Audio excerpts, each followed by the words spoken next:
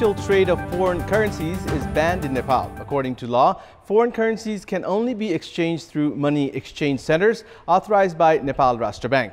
However, foreign criminal outfits have been able to take big amounts of foreign currencies out of the country due to the government's weak monitoring.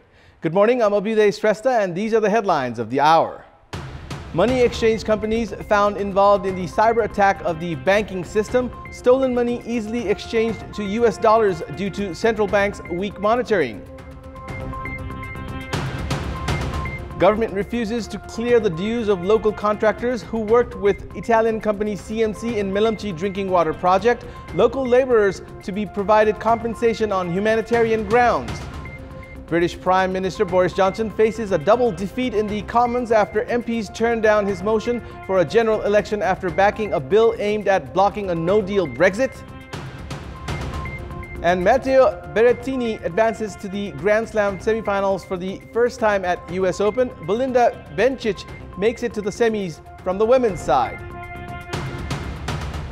Legal provisions of Nepal have banned the unofficial trade of foreign currencies. The money exchangers authorized by Nepal Rashtra Bank are the only entities that can exchange foreign currencies. In addition to that, there are ceilings for foreign currencies to be carried by an individual and transactions performed by money exchange centers.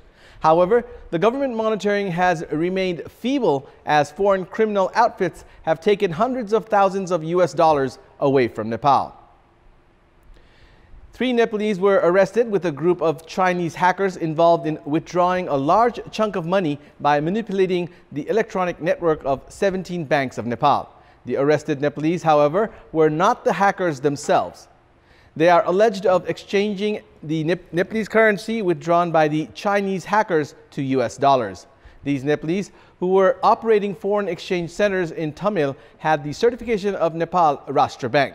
Based on the existing laws of Nepal, an individual can only exchange 1,500 US dollars at once, which converts to around 150,000 rupees. However, the Chinese hackers arrested on Sunday easily received US dollars worth around 3 million rupees. The money exchangers faced legal action while they were looking to make some profit when they should have been curious regarding the reasons the Chinese were trying to exchange such large chunk of money. This case makes evident the lack of control over the use of foreign currency in Nepal. Nepal Rashtra Bank directly monitors the online details of foreign exchange performed through banks. However, transactions carried out through hotels and money exchange services are not reported in the online mechanism. This has made it easy for illegal exchange of foreign currency. The incident has put to fore the fact that US dollars are easily exiting Nepal due to weak monitoring by Nepal Rashtra Bank, which sanctions legal exchange of foreign currency, which in itself is of risk to the economy of the country. The cybersecurity in Nepal's banking sector has been proven as weak after it was revealed that several banks had fallen prey to international hacking. Based on data shared by the Central Investigation Bureau (CIB) of Nepal Police, the department has arrested 18 international hackers in 6 years' time. Previous hackers were found stealing ATM PIN numbers to withdraw money.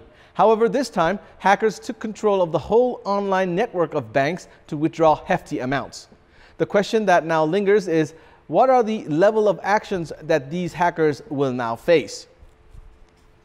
It may be recalled that a Romanian citizen was arrested 6 years back for hacking ATM pins and withdrawing 2.6 million rupees. The Nepal government was unsure of how to proceed with the case against the hacker.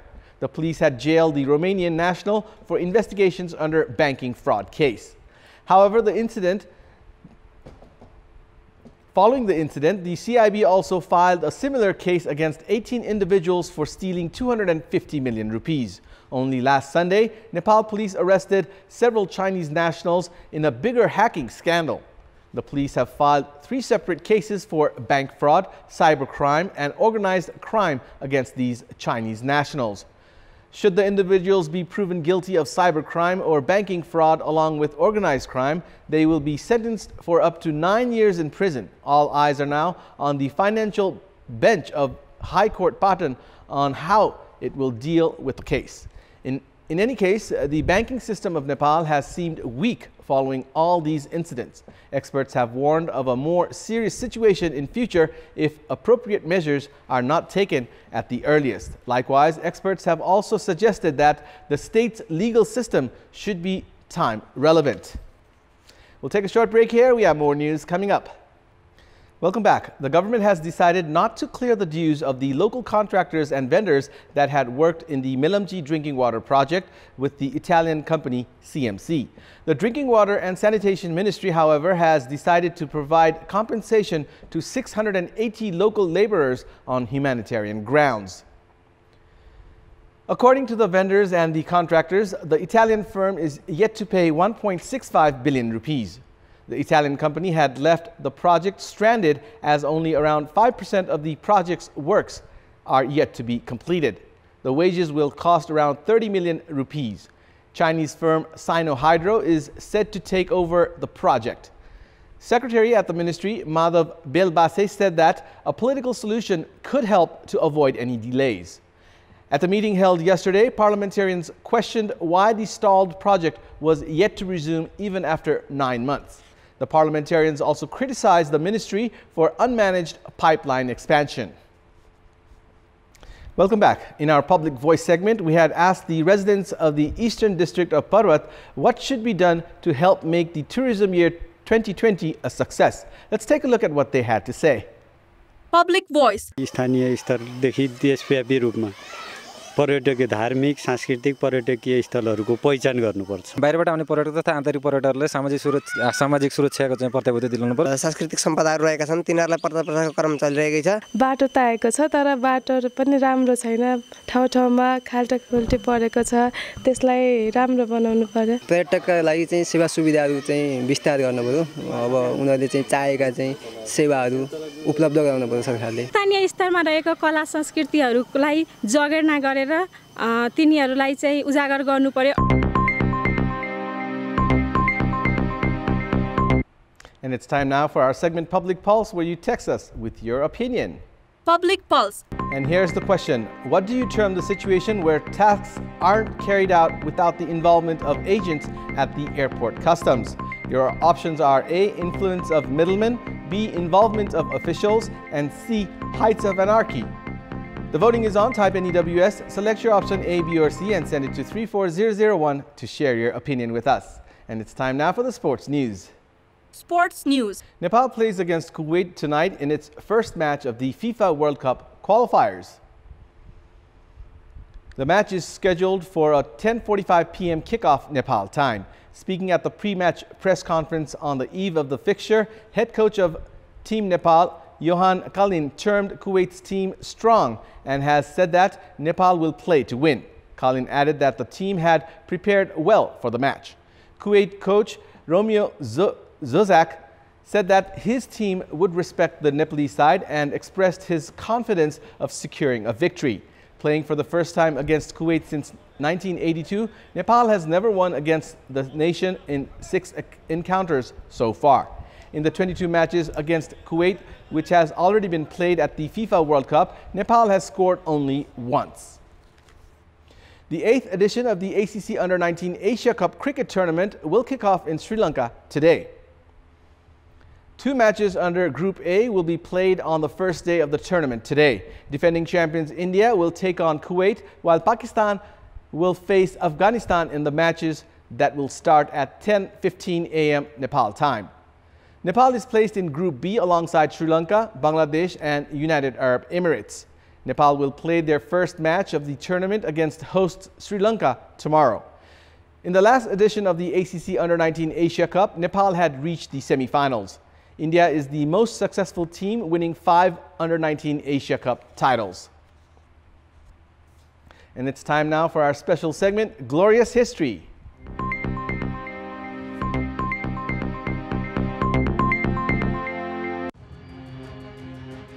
The Beslan School siege, also referred to as the Beslan School hostage crisis, as Beslan massacre, started on 1st of September 2004, lasted 3 days, resulting in the tragic deaths of at least 334 people, including 186 children.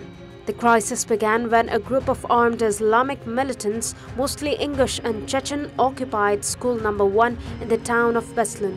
The hostage takers were the Riyadis Salihin sent by the Chechen warlord Shamil Basayev, who demanded recognition of the independence of Chechnya and Russian withdrawal from Chechnya. On the third day of the standoff, Russian security forces stormed the building with the use of tanks, incendiary rockets, and other heavy weapons. The event led to security and political repercussions in Russia. Most notably, it contributed to a series of federal government reforms, consolidating power in the Kremlin and strengthening of the powers of the President of Russia. On 3rd of September 1939, in response to Hitler's invasion of Poland, Britain and France, both allies of the overrun nation, declared war on Germany. The first casualty of that declaration was the British ocean liner Athenia, which was sunk by a German U-30 submarine that had assumed the liner was armed and belligerent. There were more than 1,100 passengers on board, 112 of whom lost their lives.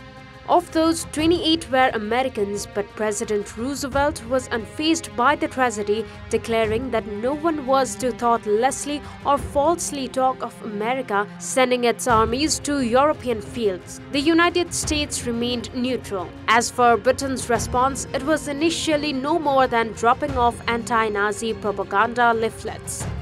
This is Bipashna Tamang for Kantipur News Desk.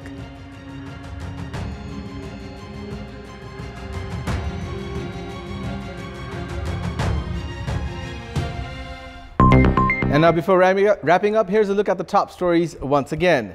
Money exchange companies found involved in the cyber attack of the banking system. Stolen money easily exchanged to US dollars due to central bank's weak monitoring. Government refuses to clear the dues of local contractors who worked with Italian company CMC in Melamchi drinking water project. Local laborers to be provided compensation on humanitarian grounds.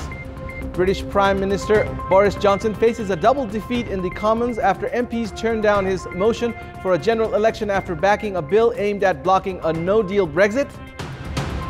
And Matteo Berrettini reaches the semifinals of the men's US Open, while Belinda Bencic and Bianca Andreescu advance to the semis from the women's side. And that's all for the moment. Keep watching Kantipur Television HD for more news and entertainment. Thank you for watching. Have a good morning.